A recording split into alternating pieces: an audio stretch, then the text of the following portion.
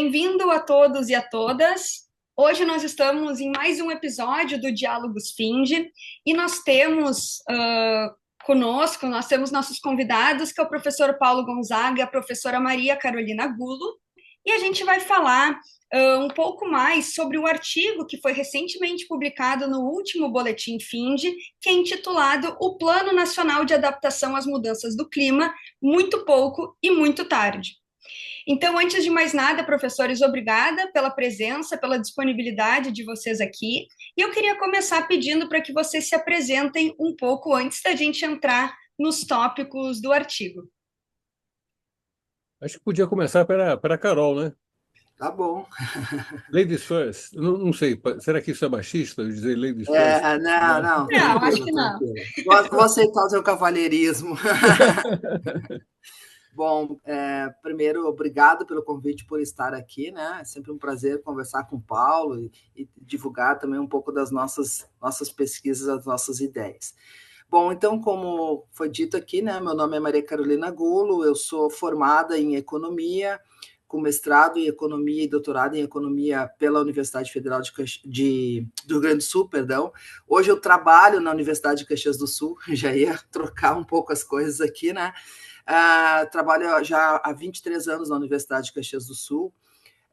Tenho uma vida antes da academia, né? Trabalhei em vários setores, inclusive na vida pública.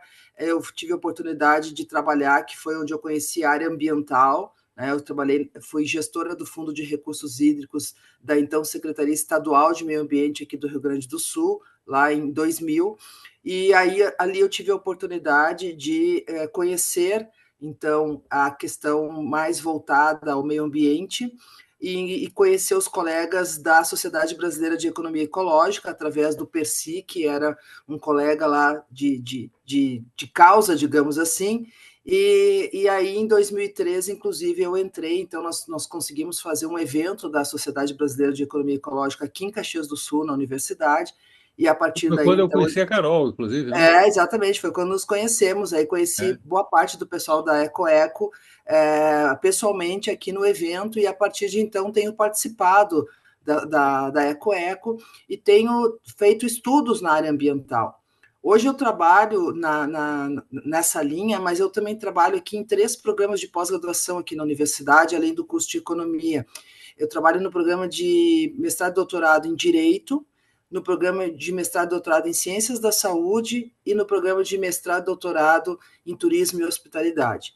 Aí as pessoas podem pensar assim, mas como assim 3 programas tão diferentes? Não, eles não são diferentes, eles têm uma linha mestra da qual, aliás, tem uma linha mestra que eu trabalho, que é a questão ambiental, todos os 3 têm essa questão, o direito aqui é um direito voltado para a área ambiental, então eu consigo trabalhar a economia, o meio ambiente e essas ciências, o que tem sido muito interessante. E ontem mesmo fizemos um evento aqui, onde nós aproximamos o programa de turismo e hospitalidade do programa do direito, justamente pela questão ambiental. Então, vejam, cada vez mais fica claro que as pesquisas na área ambiental elas têm que ser inter, multi e transdisciplinar, né? Para a gente dar conta de toda a complexidade dessa área, a gente precisa pensar dessa forma. Então, isso fica muito claro quando a gente começa a conversar com os colegas de outras áreas e consegue se aproximar e trazer e colaborar com as pesquisas, né? Dar um outro viés para elas, dar uma outra complexidade para elas e, portanto, um resultado muito melhor quando a gente consegue ter essas visões diferentes de várias ciências em prol de uma única ciência que seria as ciências ambientais. Então, isso tem sido um pouco a tônica do meu trabalho aqui na universidade nos últimos anos. Já desde 2018 eu não tenho mais cargo de gestão, o que deixa a gente muito mais liberado para a pesquisa, né, Paulo? Quando a gente está mais liberado da parte burocrática administrativa, Faz a muita gente diferença, consegue né? se dedicar mais, né? Então, atualmente, desde 2018, eu sou apenas professora e pesquisadora. Antes eu assumi cargos de gestão na universidade, coordenadora de curso, diretora de área de conhecimento, então agora não, agora eu consigo me dedicar e ter meu tempo para isso, e por isso que acabei conseguindo fazer essa parceria com o Paulo na elaboração do artigo que foi para o boletim. Acho que um pouco da minha vida é isso. Legal. Ô, Carol, eu estou impressionado. Como é que você dá conta de tanta coisa?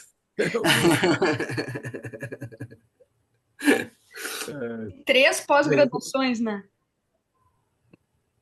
qual é seu segredo para dar conta de tudo?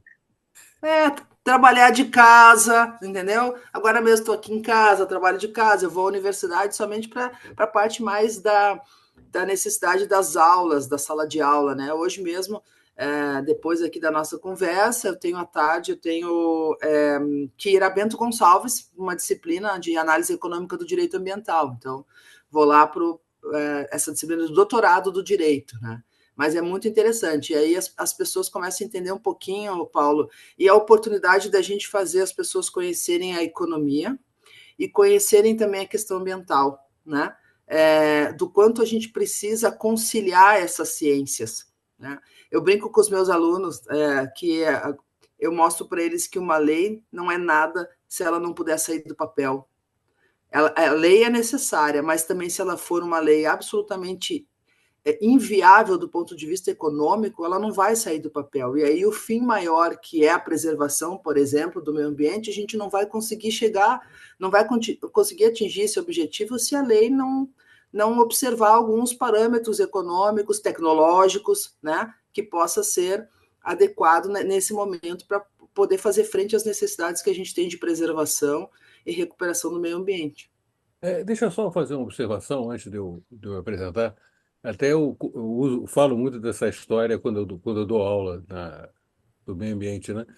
É que, por exemplo, um americano nunca entende que uma expressão brasileira, mas para o americano é incompreensível, é que no Brasil tem leis que pegam e leis que não pegam, entendeu? O americano não entende. Não é, tem lei que não pega, então existe a lei, mas é verdade, né? Tem leis que pegam e leis que não pegam. Depende do que o americano chama de enforcement, de sua capacidade de botar aquilo em prática, né? E isso tem a ver com o Rio Grande do Sul, como a gente vai ver depois, né? Bem, deixa eu falar então um pouquinho sobre mim. Minha vida é muito diferente da Carol, é menos agitada que a dela. Eu sou pesquisador do FIND já desde 2020, né? Sou diretor da EcoEco, Sociedade Brasileira de Economia Ecológica, onde a Carol também está, né? E a minha principal referência profissional é o IBGE, onde eu trabalhei quase 40 anos, principalmente na área ambiental, né? E no IBGE, a minha principal referência assim, acadêmica é que eu dei aula na ENSE, que é a Escola de Estatística do IBGE. Eu dei aula no curso de especialização, eles têm uma especialização na área ambiental, e dei aula no mestrado, que depois virou doutorado, em políticas públicas, né? E um pouco esse conhecimento eu acabei usando na elaboração do artigo, né? E no fim vocês podem ver pelos boletins, eu sou bem eclético, falo sobre ODS, ESG, cinema, várias coisas, né? E agora estou nessa parceria com a Carol, o que me deixa muito feliz, né? Eu estava há muito tempo sem fazer um trabalho em parceria. Bem, Então, vamos adiante. agradecer vocês, porque é uma honra ter duas pessoas tão qualificadas, né, e que têm tanto conhecimento dessa área que a gente vê que cada vez a gente está falando mais, né? Se antes parecia uma coisa muito tópica, muito distante, ou até colocavam a economia meio que como a causa principal das questões ambientais, das questões negativas, a gente está vendo que não, a gente vai ter que conciliar isso da melhor forma possível. Então, ter esse espaço e ouvir vocês vai ser muito interessante, tenho certeza que não só para mim, como para todo mundo que está nos assistindo. E então, por isso, eu já queria dar de largada a pergunta de como que surgiu a ideia desse artigo e o que que vocês querem dizer quando vocês colocam ali muito pouco e muito tarde. Bem, a ideia do artigo começou da seguinte forma. Primeiro, teve esse desastre no Rio Grande do Sul e eu, acompanhando as notícias, lá pelas tantas, me lembrei, puxa, a Carol, eu não vejo a Carol há muito tempo e ela é do Rio Grande do Sul. Vai ver que ela foi inundada. O que será que houve com a Carol? A Clítia também, que é outra colega do Rio Grande do Sul, também, pô, o que será que houve com a Clítia? Aí entrei em contato com as duas, né? Ninguém foi inundada. A Carol pode depois contar, né? A Carol está num lugar que não teve inundação, a Clítia saiu de Porto Alegre e tal, né? Mas aí eu comecei a trocar ideias com a Carol, né, por WhatsApp, né? E lá pelas tantas, ela assim, se não me engano, em 2 ou 3 parágrafos, ela resumiu a situação do Rio Grande do Sul, entendeu? Causas e Consequências. Eu achei aquele texto dela assim um grande poder de em pouco tempo, pouco espaço, né? Ela disse muita coisa. Eu até, com autorização dela, divulguei, né? Principalmente no FIND e na diretoria no WhatsApp da diretoria da Ecoeco e tal. E aí teve a chamada de artigos do FIND com o tema do Rio Grande do Sul. Aí eu pensei, pô, já tem um bom início. Aí eu falei com a Carol e disse, ó, a minha ideia é pegar o que você escreveu e desenvolver, né? Ela topou tal, e aí eu comecei a pesquisar sobre o tema, né? Aí cheguei nesse plano de adaptação do governo, né? E na hora que eu cheguei no plano, eu fiquei, desculpe, horrorizado com o plano. Como esse plano é mal feito. E eu achei que, isso não pode passar batido. A gente tem que fazer uma crítica ao plano para a gente poder dar o passo seguinte, né? Aliás, o governo, no momento, está elaborando um novo plano, né? Então, é o momento de se aprender com os erros do passado, né? Então, falei de novo com a Carol, ó, Carol, eu pretendo dar muita ênfase a isso, tal. Ela topou, tal. Então, ficou um pouco uma divisão do trabalho. Ela se concentrou mais na coisa do Rio Grande do Sul, que está, eu acho que muito bem colocada no artigo, né? Ela depois pode falar mais sobre isso, né? E mais adiante eu posso explicar por que esse plano é tão ruim, entendeu? Se quiser, eu posso falar agora, não sei. Pode falar, fica à vontade, porque é desse muito pouco e muito tarde. Ah, muito pouco, muito tarde. Bem, muito pouco, porque o plano é muito ruim, entendeu? Em tese, é um plano que está vigente até agora. Quer dizer, ele não tem prazo para terminar, né? Embora tenha sido feita uma primeira avaliação, era previsto ciclo de 4 anos, né? Foi feita a primeira avaliação, não foi feita a segunda, e está ocorrendo esses desastres todos. E o plano contribuiu muito pouco para evitar a situação atual, né? Aliás, a gente pode depois voltar para a situação atual depois, né? Bem, mas antes de falar especificamente do plano, vou dar uma ideia da lógica da política pública, e a Carol, se quiser, pode até me complementar. Quer dizer, como é que você monta uma política pública? Em primeiro lugar, você tem que identificar um problema na sociedade, ou seja, a sociedade diz que aquele tema é um problema e precisa ter uma política pública para isso. Vou dar um exemplo. Assédio sexual. Isso não era um problema há 10 anos atrás, 20 anos atrás. Hoje é um problema e você tem que ter uma política, né? Então, os problemas mudam ao longo do tempo, né? Alguns ganham peso, outros diminuem de peso, outros são, entre aspas, solucionados. Bem, mas a primeira questão é identificar o problema.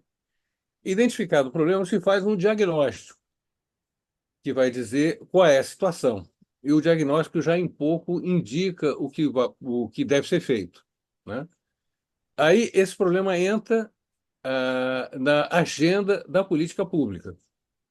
Muitas vezes ele entra na agenda antes do diagnóstico estar completo, né? Dado o seu peso, né? Bem, aí entra na agenda que você vai ter que ter uma política para tratar daquele problema. Vamos supor que a política seja fazer um plano, né? Então, esse plano vai ter que ter um período de vigência, né? Ou pode ser um plano eterno, né? Não tem um período determinado, vai ter que ter rodadas de avaliação. Estou falando em termos ideais, né? O correto seria isso.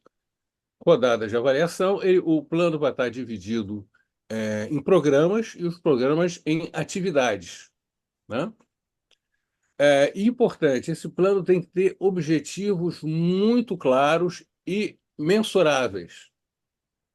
Se não for claro e mensurável, você não consegue, depois de 4 anos ou 2 anos, dizer se você foi bem sucedido ou não. Você não consegue, o objetivo não é claro, o resultado não é mensurável, né?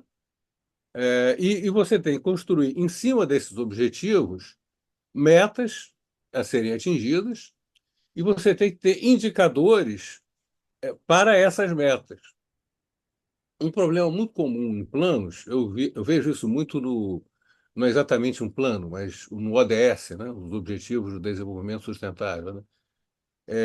Que normalmente os planos, na hora dos objetivos, você tem assim a cabeça nas estrelas, né? Na hora que você fixa a meta, você já está baixando para a terra, e na hora que você formula os indicadores, você está efetivamente com o pé no chão, né? Então, tem um descolamento entre o seu ideal, que são os objetivos grandiosos, e efetivamente o que você pode fazer, né? E você pode fazer, tem que ter coisas que sejam mensuráveis, né?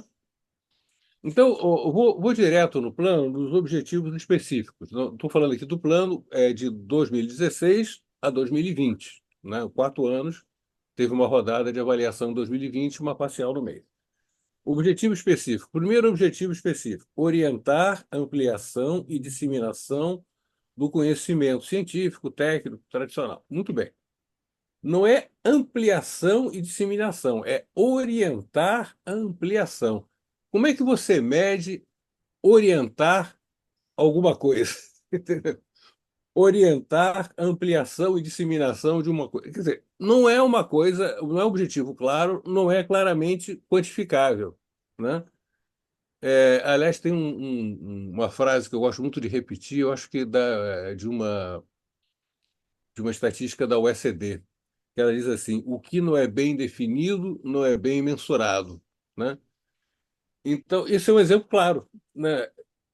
O correto seria o plano, já que ele colocou orientar a ampliação e disseminação, ele devia dizer orientar a disseminação do conhecimento significa tais e tais coisas. Aí você iria procurar mensurar, tais, mas não define, né? Então você já começa mal, você definiu mal o seu objetivo. O segundo é promover a coordenação e cooperação entre órgãos públicos. Como é que você mede promover a cooperação, né? Aí você pode dizer, ah, não, fiz uma reunião. Você fez uma reunião, você promoveu a cooperação. Aí você cumpriu a meta, só que você fez uma reunião. Ah, não, tem que ser 4, tem que ser 5, tem que fazer um convênio. Quer dizer, nada está definido, é muito vago, né? E como eu falei, o que não é bem definido não é bem mensurado e, consequentemente, o plano não funciona, né? Só o terceiro objetivo é razoavelmente mensurável: identificar e propor medidas de adaptação. Bem, só que se você vai ver nas metas que eu vou falar agora, não tem nenhuma meta que seja explicitamente propor medidas, entendeu? Ou seja, na hora que você chega nas metas, elas se descolam dos objetivos. Bem, aí você tem as metas, né? E 60% das metas são imprecisas. Isso quando tem meta, que tem o plano é dividido em setores e temas, né? Em tese, cada setor e tema deveria ter um conjunto de metas, mas alguns têm, outros não têm, e fica por isso mesmo, né? Faltou um bom orientador aí para o plano. Exatamente. Eu acho que tem. O próximo plano, espero que tenha meta para tudo e coisas bem definidas, né? E por que as metas são imprecisas? Vou dar um exemplo de uma meta. Progresso na elaboração do plano de ação. Como é que você mede progresso na elaboração? Para começar, você pode medir de três maneiras diferentes. Você pode dizer houve progresso ou não houve progresso. Uma resposta dicotômica. Você pode dizer houve progresso porque a primeira parte do plano foi elaborada. Isso é uma resposta qualitativa. Ou você pode dizer houve progresso porque 60% do plano foi elaborado, né? Então você tem três respostas possíveis e você não define qual é a resposta que você quer. Ou seja, está pessimamente definido, mas não está definido, né? Se não está definido, qualquer resposta serve, né? Tem até uma frase que acho que é do Alice no País das Maravilhas. Se você não sabe onde você quer chegar, qualquer caminho serve, né? Aqui qualquer resposta serve. Outra meta: número de pessoas capacitadas. Só que não diz o número que você quer atingir, só diz número, né? Então, como é no plural, se você tiver duas pessoas capacitadas, você atingiu a meta, entendeu? Então, esse tipo de metas que eu falei, desses dois tipos, 60% das metas são assim. 30% é basicamente coisas do tipo documento elaborado, né? Elaborar um documento e a resposta do documento elaborado. Mas o documento pode estar elaborado e está mal feito, não ter conteúdo, não ter consistência, não ter nenhuma análise da qualidade do documento, né? E deveria ser, obviamente, uma avaliação externa, né? Bem, com esses problemas todos, houve uma primeira rodada de avaliação no meio do período e uma no final. E essa rodada, no final, foi terrível. Eu acho que é um exemplo de como não se deve avaliar um plano. Em primeiro lugar, para você avaliar um plano, você precisa definir claramente como você vai avaliar, qual é a sua metodologia. E eles não definem em nenhum momento no documento. O máximo que eles dizem é o seguinte, que ele procurou captar a percepção dos órgãos responsáveis. Ou seja, conversaram com as pessoas que trabalharam no plano em diferentes órgãos. Agora, uma coisa é você conversar. Se você tivesse dito, não, eu fiz uma pesquisa qualitativa, fiz um questionário, fiz uma amostra, selecionei tantos gestores, a resposta foi tal, mas não tem nada disso na avaliação. Só fala nessas possíveis conversas, né? Ou seja, não tem metodologia, não tem consistência. E aí chega na conclusão que 92% das metas apresentaram algum tipo de ação realizada. Algum tipo de ação realizada. Isso para dar a entender que o plano foi bem sucedido, né? Isso não quer dizer nada, né? Algum tipo de ação realizada. Sendo que 42% das metas foram concluídas em sua totalidade, ou seja, quase 60% não foi concluído, né? Então você pode dizer que o plano fracassou por aí, né? Mas a coisa pior ainda, porque 42% foram concluídas na totalidade. Mas quais são essas metas? Em lugar nenhum. Eu tentei descobrir e não cheguei a uma conclusão. Eu acho que nenhuma meta foi cumprida na sua totalidade. Entendeu? Então, o plano é muito ruim, né? É impressionante que ele tenha sobrevivido tanto tempo sem uma crítica a ele. E a minha esperança é que agora as coisas mudem, né? Com a elaboração do novo plano, que inclusive passa por uma consulta, fez uma consulta dos interessados, eu até mandei sugestões, etc. Eu espero que isso mude, mas como eu falei, o chave da história é definir claramente seus objetivos, e esses objetivos ter coisas mensuráveis para você conseguir construir bons indicadores e para saber, com esses bons indicadores mensuráveis, se o plano tem sucesso ou não. E isso é uma coisa chave. Isso tem que ser feito durante para ver se você está chegando lá ou não. Eu falei muito. Não, perfeito. Eu acredito que um dos maiores catalisadores, inclusive, de melhorar o plano, de começar a pensar em políticas um pouco mais plausíveis e mensuráveis, seja justamente todos esses desastres ambientais que vêm acontecendo com maior frequência aqui no nosso país, né? Ou que pelo menos ficou mais perceptível para a maior parte da população. Então, eu até queria pedir para que vocês comentassem um pouco a respeito desses impactos, dessas tragédias, o que vem acontecendo, né? Não sei nem se a gente pode chamar de tragédias, porque, claro que tem a questão ambiental, mas tem também muito de como a gente lidou até aqui e que fez com que as coisas tomassem essas proporções. Então, nós tivemos há pouco tempo isso acontecendo aqui no Rio Grande do Sul, e mais recentemente a gente voltou a andar com máscara nas ruas, né? Alguns lugares por conta da qualidade do ar. Então, eu queria ouvir de vocês, assim, um pouco sobre esses desastres, como que isso pode impactar as futuras medidas e como o governo federal, como o governo Lula tem tratado essa questão agora que ela está mais na nossa cara, impossível, né? Que antes não era uma coisa tão visível e tão palpável. Carol, eu acho que você devia falar primeiro. Deixa eu só fazer uma introdução rápida e passo para você, né? A introdução rápida é o seguinte: é uma coisa paradoxal, né? Nós estamos discutindo o Rio Grande do Sul e já é um assunto velho. E já é um assunto velho, infelizmente, porque já tem outra tragédia ambiental na pauta, né? Eu fico Só para pensando, bem, aí, contextualizar, a gente está hoje no dia 13 de setembro de 2024. Eu sempre gosto de trazer o dia que a gente está falando, não, porque, claro. querendo ou não, a gente tem uma dinamicidade, uma infeliz dinamicidade aí nesse aspecto, como muito bem pontuado pelo professor Paulo. O meu medo é o seguinte: o FIND resolve fazer agora um boletim sobre as queimadas, a seca, né? E na hora que for publicado já vai estar velho, já vai ter outro desastre pior ainda. Está numa sequência terrível. Bem, Carol, fala aí um pouco, Carol.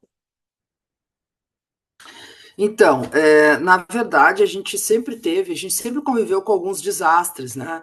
E tem a ver um pouco com o texto que eu fiz para o Paulo, não só aqui no Rio Grande do Sul, mas como em outros lugares. Por exemplo, a gente sempre conviveu, né, na época de chuvas ali, principalmente janeiro e fevereiro, me corrige, Paulo, se eu estou enganado no tempo, mas, por exemplo, a gente sempre conviveu com aquelas notícias em São Paulo e no Rio de Janeiro, na época de chuvas, dos deslizamentos, principalmente no Rio de Janeiro, na parte da Serra do Rio de Janeiro, né? Isso tem muito a ver e aqui no Rio Grande do Sul, né, Luiz, a gente também sempre conviveu com um certo excesso de água, porque na região de Porto Alegre, Grande Porto Alegre, porque a gente tem as ilhas ali que sempre houve essa questão de enchentes, de desalojamento de pessoas, né, em função de quando começa a chover mais, principalmente no inverno, onde a gente tem época mais de chuva aqui no sul, e, portanto, as enchentes que deslocam as pessoas, que desalojam as pessoas nas áreas mais baixas do Rio Grande do Sul. O diferencial dessa vez é que ele foi digamos assim, numa magnitude muito maior do que se via antigamente, né? A não ser a enchente de 41 aqui no Rio Grande do Sul, em Porto Alegre, nós não tínhamos tido um episódio em que parou a capital, né? A gente sempre conviveu com algumas enchentes isoladas e algumas tragédias aqui na Serra, por exemplo, em épocas de chuva mais intensa, nas estradas, né? Mas nunca da forma como a gente teve aqui no Rio Grande do Sul, e nem mesmo eu lembro de ter tido um episódio assim, de ter parado uma cidade, mesmo no Rio de Janeiro, em São Paulo, quando tem esses momentos de mais chuvas. Belo Horizonte também sofre bastante na época das chuvas, com alguns transtornos causados por isso. E aí tem muito a ver com a forma como nós ocupamos as cidades, né, Luiz? A forma como nós ocupamos o país, como nós ocupamos o território. Aqui no Rio Grande do Sul, a gente sabe que a nossa história remete a essa ocupação desordenada, né? Os imigrantes que aqui chegaram no século XIX, os alemães ficaram com a planície, com a parte mais baixa das cidades, próxima dos rios, porque era onde era mais interessante a logística de chegar, de sair, de plantar, de poder viver, né, perto da onde tinham terras planas e perto de rios. E os italianos, que os demais imigrantes, eles não tinham mais essas áreas e eles foram desbravando as serras, as montanhas, os morros, né? Matando tudo que enxergava pela frente, exterminando os bugios que tinham por aqui, mas enfim, era o que sobrou para eles, era o que o governo deu para eles. Essa parte aqui é de vocês têm que subir a serra aqui, abrir a picada e fazer o que tem que fazer, entendeu? E aí eles foram ocupando. E o território aqui em cima é muito diferente Eu estou em Caxias do Sul, para as pessoas entenderem, estou, portanto, a mais de 800 metros de altitude em relação ao nível do mar. As propriedades rurais aqui, elas não são grandes propriedades, elas têm em média 10 hectares, então são propriedades em encostas de morro, aonde era possível e viável plantar, foi plantado, né? Nós tivemos aqui um sério problema com o Código Florestal, porque se a gente aplicar o Código Florestal na íntegra, a gente acaba com mais da metade dos parreirais que hoje fornecem uvas para as vinícolas, porque eles estão exatamente na área de encostas. Foi assim que foi ocupado o solo lá no século XIX, né? Só que agora, com todo esse concreto chegando, todo esse desmatamento dos morros, das montanhas, a gente está colhendo as consequências disso. O excesso de chuva tem trazido uma dificuldade do solo conseguir absorver toda essa água, toda essa quantidade de chuva e em tempo muito pequeno, que é o que causa maior problema, né? Não permite essa permeabilidade, e a gente tem, então, os desmoronamentos aqui em cima na serra, e o excesso de chuvas trouxe os alagamentos de forma muito mais intensa nas regiões mais baixas do Rio Grande do Sul. A exemplo do que acontece lá em Belo Horizonte e outros lugares São Paulo também, que já tiveram e sofrem com esses problemas. A capital, São Paulo, por exemplo, sofre muito em função de todo o concreto que ela tem, que ela não tem onde escoar água quando chove demais, enche porque não tem para onde ir essa água, né? Então, a forma como nós ocupamos o solo e a forma como nós fomos com o advento da modernidade, asfaltando, concretando, deixando as cidades menos arborizadas, com menos áreas verdes para fazer essa permeabilidade do solo, é a grande consequência do que nós estamos vendo aqui hoje. E a coisa foi tão feia aqui na Serra. Ontem ainda nós tivemos um evento aqui e comentávamos sobre isso, que nós ficamos isolados, né? Caxias do Sul, por exemplo, é um município, é o segundo maior município da população, só perde para a capital. É uma cidade que tem o triplo do território de Porto Alegre, com 1/3 da população de Porto Alegre. Portanto, é uma cidade com uma densidade muito mais baixa de população. Mas a gente teve aqui, na verdade, o nosso maior problema foi um distrito, o distrito de Galópolis, que fica exatamente na encosta, né, no caminho entre Caxias e Porto Alegre, ou seja, ele fica exatamente na descida da serra, e esse foi o distrito que mais sofreu, então, com os desmoronamentos. Só que no meio do distrito passa a BR-116, uma das entradas e saídas para a cidade, né? E pelo outro lado, pela a RS 122, que nos liga a Farroupilha e também nos liga a Porto Alegre, nós tivemos desmoronamentos na cidade de São Vendelino. Então, nós ficamos isolados do resto do estado. Nos restava aqui, para vocês terem uma ideia, a Rota do Sol, que é chamada Rota do Sol, a estrada que leva da Serra para o litoral norte gaúcho. O que chegou a levar, na época, a única forma de chegar na capital era fazer esse trajeto, levava 7 horas para chegar na capital. Uma viagem que normalmente leva 2, né?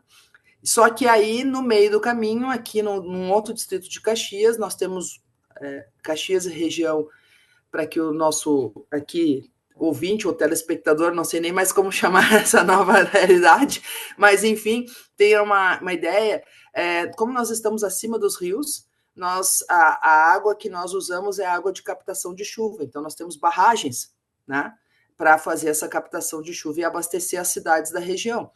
E uma dessas barragens, a adutora dela estava passando por um dos morros, uma das áreas de serra. E aí, com excesso de chuva, ela desmoronou e fechou essa estrada também. Então, nós estávamos literalmente isolados aqui. Tiveram que fazer uma verdadeira gincana aqui para conseguir trazer combustível, né? Foi escoltado, veio combustível do Paraná e de Campinas, porque a abastecedora de petróleo, de combustível aqui, nossa, é em Canoas, na Grande Porto Alegre, e ela estava debaixo d'água, então não tinha nem como sair combustível dali. Então, essa é a dimensão do que a gente viveu aqui no Rio Grande do Sul em maio, uma parte dela, porque Porto Alegre, inclusive, também ficou totalmente ilhada, teve que abrir um corredor humanitário, né, demolindo ali a passarela que fica rente à rodoviária para poder usar o concreto da passarela e elevar o nível para ter uma entrada na cidade, uma entrada para receber mantimentos, receber tudo, ajuda humanitária, tudo que se precisava. Então foi algo assim sem precedentes na nossa história, né, principalmente na nossa história moderna, e isso nos leva, nos remete digamos assim, acender mais do que amarelo, é um vermelho já muito brilhante, de que isso vai ser cada vez mais comum e nós não estamos preparados para isso. Nós nunca tivemos esse tipo de situação neste grau de intensidade, nesta magnitude. Eu digo nós, não é nem o Rio Grande do Sul, é o Brasil como um todo. Tá? E agora, nesse momento, enquanto converso com vocês aqui, tá caindo o mundo aqui em Caxias do Sul, como a gente brinca, né? Batendo água, né? O céu é de manhã, mas parece noite, por conta dessa chuva que está caindo, uma chuva faz dias que a gente não vê o sol aqui, e nós estamos sob os efeitos agora das fumaças que vêm das queimadas. Então, faz dias que a gente não consegue ver o sol, mas a gente tem uma temperatura fora do comum para essa região aqui em setembro, causada por isso tudo, um abafamento e uma nebulosidade fantástica. Ontem a visibilidade em Caxias do Sul acho que era de cerca de 30 metros, não mais do que isso, para andar de automóvel. Então, essas tragédias, elas vão, inclusive, impactar o nosso novo modo de vida, porque nós vamos ter que nos adaptar enquanto a gente não cria soluções para isso, e se é que a gente vai conseguir, né, Paulo, com um plano como esse que tu acabou de comentar, mas nós temos que criar condições de nos adaptarmos a essa nova realidade. E eu prevejo aí um cenário bem complicado nesse sentido, com grandes impactos na saúde, na educação, na vida das pessoas, a partir desses novos episódios causados pelas mudanças climáticas. Não me lembrei agora que a Carol mencionou. A avaliação do plano, o plano foi feito pelo Ministério do Meio Ambiente, a avaliação foi feita pelo próprio Ministério do Meio Ambiente, o que tem um certo viés aí, né? Agora o governo tem um setor de avaliação de políticas públicas. Eu não sei exatamente onde é que está essa caixinha, né? Mas o correto é o plano não ser avaliado por quem fez o plano e implementou o plano. Tem que ser alguém de fora do governo, no mínimo. Podia ter sido o IPEA para avaliar, por exemplo. Então, acho que eu acho que tem que se trabalhar com essa questão. Agora, quer falar alguma coisa, Luísa? Não, Não. não, é que a minha pergunta, eu acho que talvez até dialogue com isso que tu vai trazer agora, é focando justamente na questão do governo, entendendo Ah, todas tá, essas tá. mudanças, entendendo que tudo isso, né, saúde, educação, pensando no Estado como o agente central para promover e entender que justamente a realidade é essa e a gente vai ter que implementar políticas, vai ter que desenvolver planos adequados para enfrentar isso. Como vocês enxergam, né, que o governo Lula tem tratado com essa questão e como talvez essas tragédias vão poder impactar nas eleições? E eu falo como exemplo a tragédia no Rio Grande do Sul impactando as eleições municipais que a gente vai ter agora. A coisa das eleições vou deixar para a Carol, porque ela está lá, tá lá no lugar, né? Eu vou falar um pouco sobre o governo Lula, né? Em primeiro lugar, o governo Lula está com um abacaxi enorme para resolver, né? Primeiro, mudanças climáticas no Brasil. Em primeiro lugar, questão ambiental virou mudanças climáticas. E mudanças climáticas é desmatamento da Amazônia, né? Então, o governo se centrou nisso, né? Corretamente. Aliás, o Bolsonaro não fez nada, o desmatamento bombou, né? E diminuiu muito o desmatamento da Amazônia. No início, bombou o desmatamento no Cerrado, depois, agora está estabilizando. E na hora que ele consegue, digamos assim, equilibrar esses dois pratos, aí tem enchente no Rio Grande do Sul, tem seca. É, ou seja, ficou claro para o governo, não só para o Congresso, que você precisa ter realmente uma política de adaptação e precisa enfocar mais do que o desmatamento da Amazônia, né? Tanto que a política de adaptação está sendo discutida.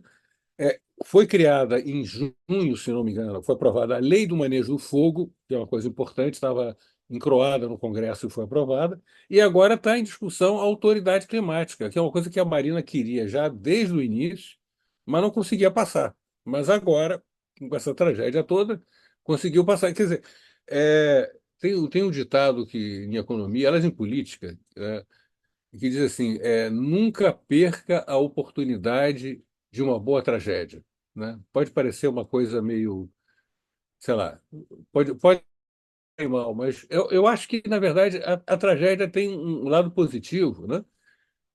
Que é de alertar as pessoas da situação e que isso não pode se repetir, isso acaba gerando política, né? Quer dizer, a lei do fogo, a autoridade climática, talvez não saíssem tão cedo se não fosse essa situação em que se está. Você tem seca histórica, incêndios, etc. Agora, o governo Lula tem problemas externos e problemas internos, né? Eu me lembro de um artigo que eu li do Frei Beto, que ele dizia que o governo Lula tinha dois grilhões, né? Um era o Congresso e o outro era o Banco Central. Eu não diria que é exatamente assim. Eu diria que eu tiraria o Banco Central e colocaria o arcabouço, o arcabouço das finanças públicas, né? Ou seja, o teto de gastos, né? Arcabouço fiscal, né? Que limita o gasto do governo. E o Congresso, no nosso caso especificamente, é a bancada ruralista, que é fortíssima e é contra medidas ambientais, né? Brecado tudo, né? Pelo que li, essa autoridade climática, ela já quer botar o nome dela para dirigir essa entidade, né? Então, tem esses dois grilhões, né? A bancada ruralista no Congresso, né? E não poder gastar, né? E tem as contradições internas, né? Isso é muito nítido na política de mitigação. Quer dizer, só retomando, né, você ataca as mudanças climáticas, o problema, com dois tipos de política, basicamente. A política de mitigação, que você ataca causas, que é basicamente você mudar a base energética, ou seja, você acabar com o uso do petróleo e derivados e substituir por outras coisas, né? E a política de adaptação. A política de adaptação é o seguinte: como não se fez política de mitigação na época adequada, isso devia ter sido feito décadas atrás, inevitavelmente a gente já está sentindo as consequências das mudanças climáticas. Mesmo que a gente, da noite para o dia, acabe com o uso do petróleo, a gente vai ter consequências. A gente já está tendo, né? Então, você tem que se preparar para isso, né? Essas são as medidas e políticas de adaptação. E, historicamente, os países, não só o Brasil, se sentaram muito mais em mitigação do que em adaptação. Mas agora a coisa está se rebalanceando por conta desses desastres todos, né? Aliás, no caso do governo, um exemplo é que a política de transição ecológica já saiu e o plano de adaptação ainda não, né? Agora, voltando ao governo Lula, então ele tem um problema na questão do petróleo, né? E isso não é dito oficialmente, mas várias pessoas, quer dizer, dito pelo Lula, né? Mas várias pessoas da área e da Petrobras já falam assim, não, vamos extrair o máximo de petróleo que a gente puder. O nosso petróleo é bom, nosso petróleo vai ter muito mercado, e com isso vamos financiar a transição energética, né? Então, o governo quer a transição energética, mas ao mesmo tempo não quer abandonar o petróleo, não quer botar uma data, digamos, assim, vamos extrair petróleo até o ano tal, né? Então ele fica meio lá e meio cá. E saiu, inclusive, uma legislação recente em que enfatiza o uso do gás natural, né? Muitos acham que o gás natural é bom porque é menos poluente, mas é poluente, é derivado do petróleo, gera gás estufa, né? Essa discussão, por exemplo, lá do petróleo na foz do Rio Amazonas é um exemplo claro disso, né? Tem setores do governo que querem exploração, tem setores que resistem, né? A Marina resiste, diz que não é contra, mas tem que fazer os estudos, não sei o quê, enquanto que o pessoal da Petrobras não tem dúvida nenhuma que quer perfurar petróleo, né? Então o governo fica dividido, até no caso da Amazônia, tem o Ferrogrão, tem uma rodovia que eles querem construir também. O Lula até falou, bem, agora com essa seca tem que ter mais rodovia na Amazônia, porque você não tem mais rio para transportar as coisas. A situação é complexa, né? Porque, por exemplo, você tendo muita seca, você vai ter menos água e a nossa energia é principalmente hidroelétrica, então depende do reservatório. Se você não tem água no reservatório, você tem que suprir de outra forma. E qual é essa outra forma, o que já está institucionalizado? É gás natural. E aí você polui mais. Aliás, o gás natural, a nossa matriz energética, tem aumentado participação. Em suma, o governo Lula tem os grilhões, tem as contradições internas, mas tem avançado, né? Vide autoridade climática, vide lei do fogo, vide está em discussão essa nova política de adaptação e mitigação. As coisas estão avançando, podiam avançar mais se o contexto fosse diferente. E até esses desastres todos é importante porque empurra, né, o governo e aliás, até o Supremo, né? O Dino está toda hora em cima, no pé do Lula para ele fazer isso, fazer aquilo, né? Aumenta a pressão para que tenha essas mudanças todas. Bem, Carol, agora fala do Rio Grande do Sul, Carol. Aí, em Olha, Caxias do Sul, o pessoal fala muito nisso, nas sim, enchentes, na sim, eleição? sim. Em Porto Alegre a gente eu tenho acompanhado um pouco, e isso com certeza é o tema principal dos debates e dos planos de governo dos candidatos a prefeito. E imagino que isso também está acontecendo, até onde eu sei, também está acontecendo no Vale do Taquari, que foi uma região bastante afetada, que é uma região plana e irrigada pelo rio Taquari, como o nome diz, né? A região da bacia do Rio Taquariantas, né? Então, com certeza esse debate tem dominado as discussões dos candidatos a prefeito e os seus planos de governo. Né? Aqui em Caxias, não muito, porque, como eu comentei, aqui nosso problema é logística. Faz muitos anos que a gente vem batendo nessa tecla, que a gente vem via governos municipais, entidades empresariais, pedindo melhorias nas estradas e nos acessos, em função de que somos o segundo polo metal mecânico do Brasil e daqui sai muita coisa, chega muito aço lá de cima e saem muitos produtos em estradas que não comportam mais essa dinâmica de atividade econômica que nós temos aqui em cima, né? Então, nós temos um setor industrial muito forte.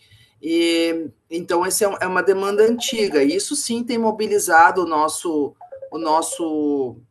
as nossas questões aqui, né? Tem mobilizado o nosso... pautado, digamos assim, as reivindicações da prefeitura e das entidades empresariais por melhores estradas, por melhores acessos, para poder fazer o escoamento da produção aqui de cima. Então, nem tanto a enchente em si, ou os deslizamentos, a tragédia em si, mas a necessidade de recompor aquilo que foi destruído pela tragédia, pelo excesso de chuvas em maio, no tocante às estradas, porque nós ainda temos muitos pontos, não só aqui da Serra, mas do Rio Grande do Sul como um todo, que ainda estão bloqueados, que ainda estão em obras. Né? Nós aqui temos dificuldade de chegar a Nova Petrópolis, que é um município 30 quilômetros de distância de Caxias do Sul, porque nós não temos acesso. O acesso hoje é um acesso extremamente secundário, uma ponte de madeira que passa só um carro por vez, e aumenta o trajeto em vários quilômetros, né? Ou então, a cidade mais conhecida por todos, né, Gramado, né? A distância de Caxias a Gramado normalmente são 70 quilômetros, mas hoje, para fazer esse caminho, são 170 quilômetros. Tamanha volta que a gente tem que fazer. Então, vejam em que ponto nós estamos aqui de desespero em termos de logística. A cidade de Veranópolis, Nova Prata, depois de Bento Gonçalves, ali também tem problema de acesso. Temos várias pontes que caíram, né, e que acabaram prejudicando toda a logística. E não é só aqui, no Vale do Taquari, Lajeado, recentemente teve que fazer uma ponte temporária também para poder chegar e acessar a principal cidade do Vale do Taquari. Não foi a mais afetada, mas digamos assim, a cidade polo daquela região ali, de produção muito forte também, produção industrial muito forte, que também foi afetada. Então, a pauta onde teve a inundação propriamente dita, o desalojamento de pessoas, as enchentes, a pauta é essa. E aonde não foi extremamente atingido é a questão da logística, né? Dos modais de transporte para conseguir acessar e passar por essas cidades. Então, esse assunto tem, obviamente, dominado aí o debate dos candidatos à prefeitura. E para a gente finalizar, tenho certeza que está sendo uma aula para todo mundo que está assistindo, né? Muito conteúdo, muito conhecimento, e de antemão já agradeço vocês pela disponibilidade de compartilhar todo esse conhecimento conosco. Mas o que eu queria perguntar, para a gente sintetizar tudo que foi falado, é como, então, a economia ecológica ela pode contribuir de alguma forma para esse debate, né, sobre uma sociedade mais resiliente, e também para a formulação de novos planos políticos melhores e não tão atrasados quanto que foi analisado no artigo. Eu acho que a Carol pode falar um pouco sobre Eu isso, começo. inclusive porque é um tema que está em evidência, porque algumas cidades do Rio Grande do Sul vão ter que se deslocar, entendeu? Vão ter que deixar de existir onde elas estão, né? Dado a dimensão da tragédia. Mas fala aí, Carol. Eu acho que se a gente buscar lá o cerne da economia ecológica, né, para começar, a economia ecológica ela tem uma forma de olhar essa relação do setor produtivo, das atividades econômicas da vida em sociedade com a natureza, com o meio ambiente, diferente da economia ambiental, que é talvez a mais clássica, a mais tradicional, né? Para a economia ecológica, na verdade, é a economia que tem que se subjugar à natureza, é um subsistema do ecossistema global, e não o contrário. Então, nesse sentido, eu entendo que, do ponto de vista da economia ecológica, o ideal seria a gente entender esses limites que nós temos, né, os limites da natureza, até onde a gente pode chegar e tentar se adaptar, criar as condições necessárias para respeitar esses limites. Insistir em estender esses limites, a gente vai continuar tendo essas tragédias. Eu sou muito a favor da conciliação, né? No sentido de, bom, o homem precisa sobreviver, nós precisamos sobreviver, nós vivemos numa sociedade, nós estamos no planeta Terra, nós temos necessidades que são inerentes à nossa condição de ser humano, ok? Mas a gente precisa entender qual é o limite do meio ambiente.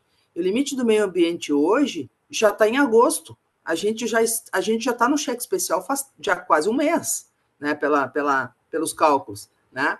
Ou seja, nós já estamos superexplorando o planeta Terra desde o início de agosto. Ele já não tem, a gente já está ferindo a sua capacidade de recomposição. E nesse sentido é que eu entendo que eu acho que os preceitos da economia ecológica, os preceitos de Georges Escorregue, vão ao encontro dessa situação, de a gente perceber e internalizar a necessidade de se respeitar os limites da natureza e ter uma convivência mais harmoniosa entre o ser humano e essa natureza. E isso passa, sim, por adaptação, por resiliência, e passa por transformação das cidades, inclusive, né? Respeitando, procurando uma cidade com menos concreto, com mais áreas verdes, com mais condições de minimizar os efeitos que nós produzimos enquanto seres humanos, até para poder satisfazer as nossas necessidades mais básicas, nem estou falando das mais complexas, mas as mais básicas. A gente precisa de cidades mais resilientes e que estejam mais, digamos assim, harmonizadas com essa nova realidade e com essa necessidade da gente repensar o nosso modo de vida. E o nosso modo de vida, o nosso modo de viver, de morar, de entender quais são os limites dessa natureza. Então, acho que eu colocaria dessa forma, né? Quando eu falo em conciliação, é exatamente isso, é entender os limites, se adaptar para respeitar esses limites e recuperar aquilo que foi destruído da melhor forma possível, respeitando esses limites. E não ficar tentando ultrapassar esses limites, que me parece que está provado por todos esses desastres, por todas essas tragédias, que esse caminho não vai dar certo. Complementando a Carol, eu fico, como pesquisador, economista ecológico, muito interessado em saber como é que eles vão resolver esse problema de realocar essas cidades, né? Porque essas novas cidades vão ter que ser totalmente repensadas e vão ter que ser cidades totalmente adaptadas à nova realidade climática, né? Você está, sei lá, em Porto Alegre, você está tapando buraco, né? Quando surgiu a cidade, não tinha essa realidade de mudanças climáticas e tal, mas essas novas cidades já estão dentro de uma nova realidade. Como será que elas vão ser projetadas, né? Isso é uma questão que está assim na minha cabeça, né? Isso depois a Carol pode, quando a coisa estiver avançada, pode até nos dar alguma informação sobre isso. Já tem algumas situações, Paulo, de realocação, por exemplo, as moradias temporárias que estão sendo feitas para abrigar as pessoas que ficaram desalojadas ali no Vale do Taquari, elas já estão feitas em locais diferentes da onde as pessoas moravam. Sendo criado, repensado o planejamento de algumas cidades, né, no sentido de repensar o uso daquele território, retirando daquela área mais alagável as pessoas. Então, há alguns projetos, e tenho certeza que alguns deles, inclusive, têm apoio de universidades locais, ali, regionais, nesse sentido, de que isso vai ter que ser feito, né? O planejamento territorial passa pela revisão do plano diretor, justamente, tem solução, né? Basta querer fazer. A solução passa por refazer os planos diretores e rever a ocupação do território, mas claro que tem necessidade de recursos. Então, esses municípios muito pequenos, eles vão precisar de ajuda, eles não têm condições de fazer essa realocação por conta própria, né? Eles vão precisar de recursos estaduais, federais e internacionais para fazer essa realocação. Tem como fazer. Vai dar trabalho, não vai ser do dia para a noite, né? Mas tem como fazer. E a gente espera muito mesmo que esses municípios que foram mais afetados e que foram afetados 3 vezes nos últimos 9 meses possam ter condições de fazer essa mudança. Caso contrário, a gente vai ver isso seguidamente e não vai ter chance de chegar a fazer a moradia definitiva, porque vai acontecer de novo. Tá. Deixa eu falar mais 2 coisas, Luiz, antes de terminar. Eu sei que já está um pouco longo, né? Uma coisa é a seguinte: tá falando em reconstrução, pelo que eu tenho lido no jornal, o Rio Grande do Sul está indo bem, a economia está crescendo muito, né? E o paradoxo é o seguinte: é que depois da destruição, a reconstrução tem muito impacto no PIB. Por isso é que o Japão cresceu muito depois da Segunda Guerra, a Alemanha cresceu muito, a Europa, de modo geral, né? Você tendo dinheiro para financiar a reconstrução, e ao que parece o dinheiro foi suficiente, você cresce rápido. Não quer dizer que você facilmente você volta ao patamar anterior, que você tem uma destruição muito grande, né? Mas a política do governo teve sucesso. A gente tem que elogiar também o governo Lula, né? Teve subsídios, teve bolsa disso, bolsa daquilo e tal. A segunda coisa que eu queria falar se o IBGE tem uma pesquisa chamada Munique, eu trabalhei nela durante muito tempo, e ela fez um levantamento sobre os instrumentos que as prefeituras têm para enfrentar as mudanças climáticas. Menos da metade dos municípios brasileiros, para ser mais exato, 38,9%, tinha mapeamento de áreas de enchente e inundação, ou seja, isso quer dizer que mais de 60% dos municípios não sabe quais são as suas áreas de risco em termos de enchente e inundação.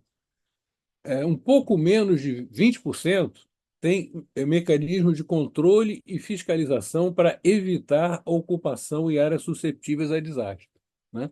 Quer dizer, não basta você saber que aquela área é suscetível a desastre, que é o mapeamento. Você tem que ter uma política para essa área não ser ocupada. Isso, mais ou menos, só 20% dos municípios têm. E só 7,8% tem um sistema de alerta antecipado para desastres, tipo sirene, aquela coisa. Agora vamos ver Porto Alegre. Esse caso de Porto Alegre eu acho interessantíssimo, que está um pouco que está na conclusão do nosso artigo, né? Porto Alegre tem mapeamento de áreas de risco para enchente e inundação, isso segundo os dados da pesquisa. Tem plano de implantação de obras e serviços para redução dos riscos, né, de desastre. Tem programa habitacional para realocar a população de baixa renda em áreas de risco. Tem plano de contingência. Tem sistema de alerta.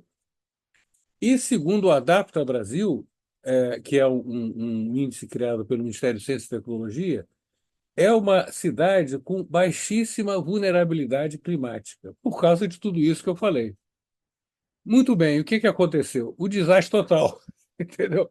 O que adiantou ter o mapeamento, ter o plano de contingência, o sistema de alerta não funcionou, entendeu? Então tem uma piada, né, que até eu coloquei no artigo, que é o seguinte: o sujeito morre, aí chega no inferno, né? Aí o diabo diz o seguinte: ó, você tem 2 opções, você pode ir para o inferno americano ou para o inferno brasileiro. O que você prefere? O cara diz: eu prefiro o inferno brasileiro, porque eu sei que lá as coisas existem, mas nada funciona. Entendeu? Esse é o caso aqui. O Rio Grande do Sul é privilegiado em termos de ter instrumentos para enfrentar essa catástrofe, né?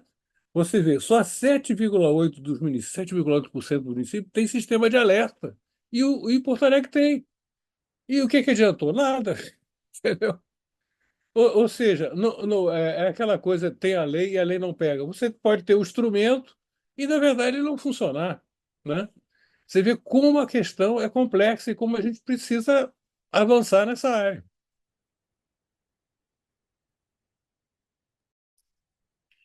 Então, professores, finalizando, agradecer mais uma vez a participação de vocês, dizer para todo mundo que está nos assistindo que o link do boletim vai estar aqui na descrição, então todo mundo pode ter acesso ao texto na íntegra que os professores escreveram, agradecer a todo mundo que nos assistiu até aqui, agradecer aos professores pela participação e dizer que na sequência nós vamos ter novos episódios, temporadas do Diálogo Finde, cada vez com novos temas, né? A gente está falando aqui dessa primeira temporada que fala muito da crise climática e foi um prazer ter dois professores tão qualificados e com tanto conhecimento sobre o assunto contribuindo para o nosso debate. Tchau, tchau, professores. Obrigada. Foi um prazer estar aqui e Tchau, agradeço a todos que obrigado. estejam ouvindo aí. Tchau, Obrigado pessoal. pela Até a oportunidade. próxima. Tchau, tchau.